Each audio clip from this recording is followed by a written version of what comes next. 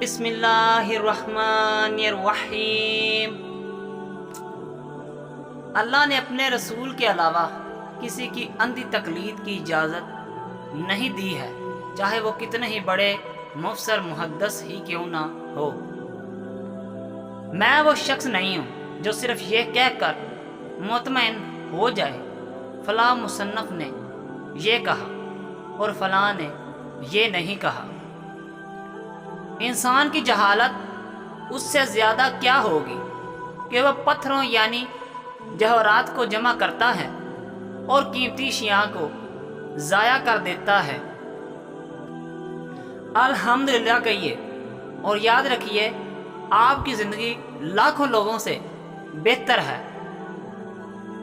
اپنوں کے ستائے ہوئے اور ڈسے ہوئے لوگ غیروں پر اعتبار کمال کا کرتے ہیں۔ کامیاب لوگ اپنے فیصلے سے دنیا بدل دیتے ہیں اور کمزور لوگ دنیا کے ڈر سے اپنے فیصلے بدل دیتے ہیں۔ صرف ایک ہی غلطی کی دیر ہے، لوگ بھول جائیں گے کہ آپ کتنے شاندار انسان تھے۔ سہنے والوں کو اگر صبر آ جائے تو کہنے والوں کی اوقات دو کوڑی کی رہ جاتی ہے۔ لوگوں کی باتوں میں آنا چھوڑ دیں، کیونکہ عزت و رزق اللہ ہی دیتا ہے۔ دنیا میں عزت چاہتے ہو تو میری دو باتوں پر عمل کر لو۔ اول، زبان کو ہمیشہ نرم رکھنا۔ دوم، اپنے اخلاق کو بلند رکھنا۔ کسی کو غلط اتنا ہی کہو جتنا خود کو سچا کر سکو۔